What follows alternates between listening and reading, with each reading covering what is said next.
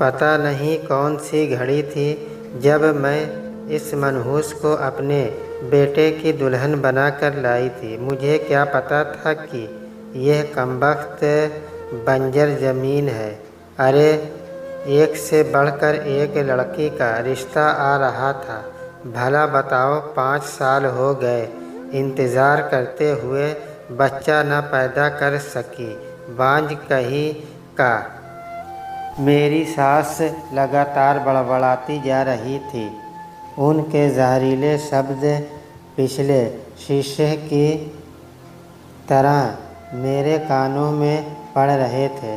यह कोई पहला मौका नहीं था। उन्होंने तो शादी के दूसरे साल से ही ऐसे ताने से मेरी नाक में दम कर दिया था। सावन उनके इकलौते बेटे और मेरे पति थे। मेरे ससुर बहुत पहले गुजर गए थे। घर में पति और सास के अलावा कोई न था। मेरी सास को पोते की बहुत ख्वाहिश थी। वे चाहती थी कि जैसे भी हो मैं उन्हें एक पोता दे दूं।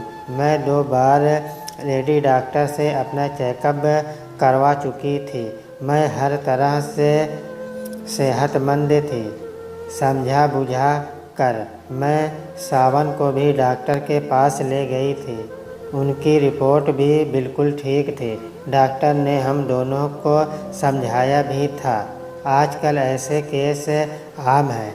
आप लोग बिल्कुल ना घबराएं। कुदरत जल्द ही आप पर मेहरबान होगी। डॉक्टर की ये बातें हम दोनों को समझ चुके थे, लेकिन मेरी सास को कौन समझाता। आए दिन उनकी गाज मुझ पर ही गिरती थी। उनकी नज़रों में मैं ही मुजरिम थी और अब तो वे यह खुलेआम करने लगी थी कि वे जल्द ही सावन से मेरा तलाक करवा कर उसके लिए दूसरी बीवी लाएंगी ताकि उनके ख़ानदान का वंश बढ़े। उनकी इन बातों से मेरा कलेजा छलनी हो जाता। ऐसे में सावन मुझे तसल्ली देते, क्यों बेकार में परेशान होती हो। माँ की तो बड़बड़ाने की आदत है। आपको क्या पता, आपको सारा दिन अपने काम पर होते हैं। वे कैसे कैसे ताने देती है। अब तो उन्होंने सबसे यह कहना शुरू कर दिया है कि वे हमारा तलाक करवा कर आपके लिए दूसरी बीवी लाएंगी। तुम चिंता ना करो, मैं ना तो तुम्हें तलाक दूंगा और ना ही दूसरी शादी करूंगा, क्योंकि मैं चाहता हूँ कि तुम में कोई कमी नहीं है। बस कुदरत हम पर मेहरबान नहीं है। एक दिन हमारे गांव में एक बाबा आया। उसके बारे में मशहूर था कि वह बेऔलाद औरतों को एक भभूत देता, जिसे दूध में पिलाकर पीने पर उन्हें औलाद हो जाती है। मुझे ऐसी बातों पर बिल्कुल यकीन नहीं था, लेकिन मेरी सास ऐसी बातों पर आँख कान बंद करके यकीन करती थी। उनकी ज़िद पर मुझे उनके साथ उस बाबा, जो मेरी निगाह में ढोंगी था, के आश्रम में जाना पड़ा। बाबा 30-35 साल का हट्टा कट्टा आदमी था। मेरी सास ने उसके पाँव छुए और मुझे भी उसके पाँव छूने को कहा। उसने मेरे सिर पर हाथ रखकर आशीर्वाद दिया। आशीर्वाद के बहाने उसने मेरे सिर पर जिस तरह से हाथ फेरा, मुझे समझते देर न लगी कि ढोंगी होने के साथ साथ वह हवस का पुजारी भी है।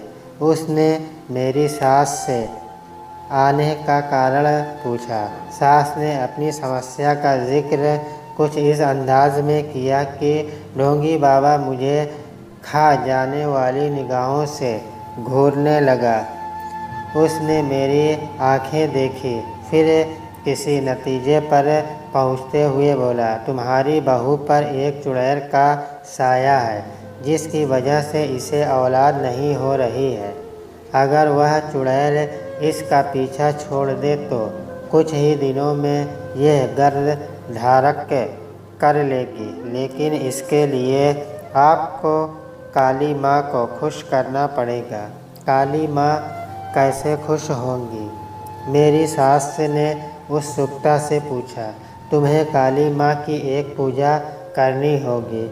इस पूजा के बाद हम तुम्हारी बहू को एक भभूत देंगे। इसे भभूत अमावस्या की रात में 12 बजे के बाद हमारे आश्रम में अकेले आकर अपने साथ लाए दूध में पिलाकर हमारे सामने पीनी होगी। उसके बाद इस पर से चुड़ैल का साया हमेशा हमेशा के लिए दूर हो जाएगा।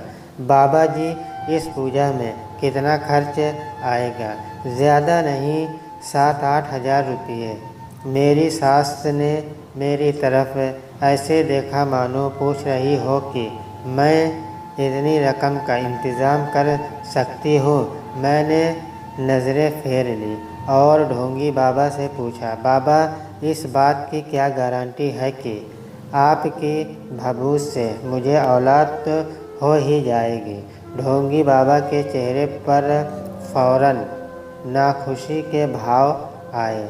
वह नाराज़गी से बोला, बच्ची, हम कोई दुकानदार नहीं है जो अपने माल की गारंटी देता है। हम बहुत पहुँचे हुए बाबा हैं। तुम्हें अगर औलाद चाहिए तो जैसा हम कह रहे हैं वैसा करो, वरना तुम यहाँ से जा सकती हो। ढोंगी बाबा के रौद्र रूप धारण करने पर मेरी सास सहम गई। फिर मुझे खा जाने वाली निगाहों से देखते हुए चापलूसी के लहजे में बाबा से बोली, बाबा जी, यह नादान है। इसे आपकी महिमा के बारे में कुछ पता नहीं है। आप ये बताइए कि पूजा कब करनी होगी? जिस रोज़ अमावस्या होगी उस रोज़ शाम के 7 बजे हम काली माँ की पूजा करेंगे, लेकिन तुम्हें एक बात का वादा करना होगा। वह क्या बाबा जी? तुम्हें इस बात की खबर किसी को भी नहीं होने देनी है, यहाँ तक कि अपने बेटे को भी। अगर किसी को भी इस बात की भनक लग गई तो समझा उसने अपनी बात अधूरी छोड़ दी। मेरी सास ने ढोंगी बाबा को फौरन यकीन दिलाया कि वे किसी को इस बात का पता नहीं चलने देगी। उसके बाद हम घर आ गई। 3 दिन बाद अमावस्या थी। मेरी सास ने किसी तरह पैसों का इंतज़ाम किया और फिर पूजा के लिए इंतज़ाम में लग गई। इस पूजा में मुझे शामिल नहीं किया गया। मुझे बस रात को उस ढोंगी बाबा के पास एक लोटे में दूध लेकर जाना था। मैं ढोंगी बाबा की मंशा अच्छी तरह जान चुकी थी, इसलिए आधी रात होने पर मैंने अपने कपड़े में एक चाकू छिपाया और ढोंगी के आश्रम में पहुंच गई। ढोंगी बाबा मुझे नशे में झूमता दिखाई दिया। उसके मुंह से शराब की बू आ रही थी। तभी उसने मुझे वहीं बनी एक कुटिया में जाने कहा। मैंने कुटिया में जाने से फौरन मना कर दिया। इस पर उसकी भवें तन गई। वह धमकी देने वाले अंदाज में बोला, तुझे औलाद चाहिए या नहीं? अपनी इज्जत का सौदा करके मिलने वाली औलाद से मैं बे औलाद रहना ज़्यादा पसंद करूँगी। मैं धीरे स्वर में बोली, तू तो बहुत पहुँची हुई है, लेकिन मैं भी किसी से कम नहीं हूँ। घी जब सीधी उंगली से नहीं निकलता तब मैं उंगली टेढ़ी करना भी जानता हूँ। कहते ही वह मुझ पर झपट पड़ा। मैं जानती थी कि वह ऐसी नीच हरकत करेगा, अतः तुरंत चाकू निकाला और उसकी गर्दन पर लगाकर दहाड़ी। मैं तुम जैसे ढोंगी बाबाओं की सच्चाई अच्छी तरह जानती हूँ। तुम भोली भाली जनता को अपनी चिकनी चुपड़ी बातों से न केवल लूटते हो बल्कि औरतों की इज्जत से भी खेलते हो। मैं यहाँ अपनी सास के कहने पर आई थी। मुझे कोई भभूत नहीं चाहिए। मुझ पर किसी चुड़ैल का साया नहीं है। मैंने तेरी भभूत दूध में पिलाकर पी ली थी। मुझे यही बात मेरी सास ने कहनी है बस। अगर तूने ऐसा नहीं किया तो मैं तेरी जान ले लूँगी। उसने घबराकर हाँ में सिर हिला दिया। तब मैं लोटे का दूध वहीं फेंक कर घर आ गई। कुछ महीने बाद जब मुझे उल्टियाँ होनी शुरू हुई तो मेरी सास की खुशी का ठिकाना न रहा, क्योंकि वे उल्टियाँ आने का कारण जानती थी। यह खबर जब मैंने सावन को सुनाई तो वे भी बहुत खुश हुए। उस रात सावन को खुश देखकर मुझे अनोखी संतुष्टि हुई, मगर सास की अक्ल पर तरस आया, जो यह मान बैठी थी कि मैं गर्भवती ढोंगी बाबा की भभूत की वजह से हुई हूँ। अब मेरी सास मुझे अपने साथ सुलाने लगी। रात को जब भी मेरा पाँव टेढ़ा हो जाता तो वे उसे फ़ौरन सीधा करते हुए कहती कि मेरे पाँव टेढ़ा करने पर जो औलाद होगी उसके अंग विकृत होंगे। मुझे अपनी सास की अक्ल पर तरस आता, लेकिन मैं यह सोचकर चुप रहती कि उन्हें अंधविश्वास की बेड़ियों ने जकड़ा हुआ है। एक दिन उन्होंने मुझे एक नारियल लाकर दिया और कहा कि अगर मैं इसे भगवान गणेश के सामने एक झटके से तोड़ दूंगी तो मेरे होने वाले बच्चे के गालों में गड्ढे पड़ेंगे, जिससे वह सुंदर दिखा करेगा। मैं जानती थी कि ये सब बेकार की बातें हैं, फिर भी मैंने उनकी बात मानी और नारियल एक झटके से तोड़ दिया। लेकिन इसी के साथ मेरा हाथ भी जख्मी हो गया और खून बहने लगा। लेकिन मेरी सास ने इसकी ज़रा भी परवाह नहीं की और गणेश की पूजा में लीन हो गई। शाम को काम से लौटने के बाद जब सावन ने मेरे हाथ पर बंधी पट्टी देखी तो इसका कारण पूछा। तब मैंने सारी बात बता दी। तब वे बोले, राधिका, तुम तो मेरी माँ को अच्छी तरह से जानती हो। वे जो ठान लेती हैं उसे पूरा करके ही दम लेती हैं। मैं जानता हूँ कि आजकल उनकी आँखों पर अंधविश्वास की पट्टी बंधी हुई है, जिसकी वजह से वे ऐसे काम भी रही हैं जो उन्हें नहीं करने चाहिए। तुम मन मार कर उनकी सारी बातें मानती रहो, वरना कल को कुछ ऊंच नीच हो गई तो वे तुम्हारा जीना हराम कर देंगे। सावन अपनी जगह सही थे। जैसे जैसे मेरा पेट बढ़ता गया वैसे वैसे मेरी सास के अंधविश्वास से भी इजाफा होता गया। वे कभी कहती कि चौराहे पर मुझे पाँव नहीं रखना है, इसलिए किसी चौराहे पर मेरा पाँव न पड़े। इसके लिए मुझे लंबा रास्ता तय करना पड़ता था। इससे मैं काफ़ी थकावट महसूस करती थी, लेकिन अंधविश्वास की बेड़ियाँ में जकड़ी मेरी सास को मेरी थकान से कोई लेना देना न था। 8वां महीना लगने पर तो मेरी सास ने मेरा घर से निकलना ही बंद कर दिया और सख्त हिदायत दी कि मुझे न तो अपने मायके जाना है, न ही जलती होली देखनी है। उन्हीं दिनों मेरे पिताजी की तबीयत अचानक खराब हो गई। वे बेहोशी की हालत में मुझसे मिलने की गुहार लगाए जा रहे थे, लेकिन अंधविश्वास में जकड़ी मेरी सास ने मुझे मायके नहीं जाने दिया। इससे पिता के मन में हमेशा के लिए यह बात बैठ गई कि उनकी बेटी उनके बीमार होने पर देखने नहीं आई। उन्हीं दिनों होली का त्यौहार था। हर साल मैं होलिका दहन करती थी, लेकिन मेरी सास ने मुझे होलिका जलाना तो दूर, उसे देखने के लिए भी मना कर दिया। मेरा बच्चा पैदा होने से कुछ दिन पहले मेरी सास मेरे लिए उसी ढोंगी बाबा की भभूत लेकर आई और उसे मुझे दूध में मिलाकर पीने के लिए कहा। मैंने कारण पूछा तो उन्होंने कहा कि मैं ऐसा करूँगी तो मुझे बेटा पैदा होगा। अपनी सास की अक्ल पर मुझे एक बार फिर तरस आया। मैंने उनका विरोध करते हुए कहा, माँ जी, मैंने आपकी सारी बातें मानी है, लेकिन आपकी यह बात नहीं मानूंगी। क्यों?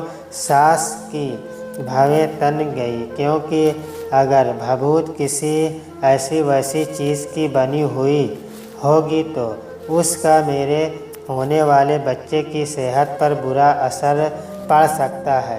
अरे भूल गई तू कि इसी भभूत की वजह से तू गर्भवती हुई थी।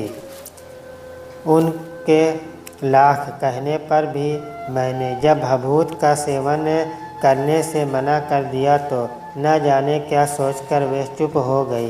कुछ दिनों बाद जब मेरी डिलीवरी होने वाली थी तब मेरी सास मेरे पास आई और बड़े प्यार से बोली, बहू देखना, तुम लड़के को ही जन्म दोगी। मैंने वजह पूछी तो वह राज खोलती हुई बोली, बहू तुमने तो बाबा जी की भभूत लेने से मना कर दिया था, लेकिन उन पहुँचे बाबा जी का कहा मैं भला कैसे टाल सकती थी, इसलिए मैंने तुझे वह भभूत खाने में मिलाकर देनी शुरू कर दी थी। यह सुनते ही मेरी काटो तो खून नहीं जैसी हालत हो गई।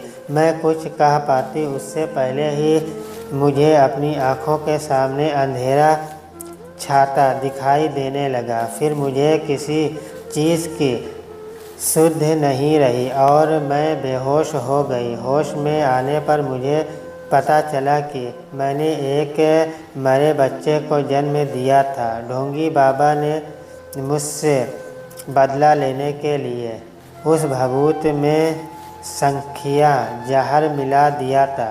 संखिया जहर के बारे में मैंने सुना था कि यह जहर धीरे धीरे असर करता है। एक दो बार बड़ों को लेने पर यह कोई नुकसान नहीं पहुंचाता, लेकिन छोटे बच्चों पर यह तुरंत अपना असर दिखाता है। इसी वजह से मैंने मरा बच्चा पैदा किया था। तभी ढोंगी बाबा के बारे में मुझे पता चला कि वह अपना डेरा उठाकर कहीं भाग गया है।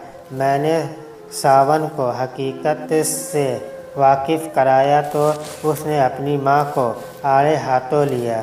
तब मेरी सास पश्चाताप में भरकर हम दोनों से बोली, बेटी मैं तुम्हारी गुनहगार हूँ। पोते की चाह में मैंने खुद को अंधविश्वास की बेड़ियों के हवाले कर दिया था। इन बेड़ियों की वजह से मैंने जाने अनजाने में जो गुनाह किया है उसकी सज़ा तुम मुझे दे सकती हो।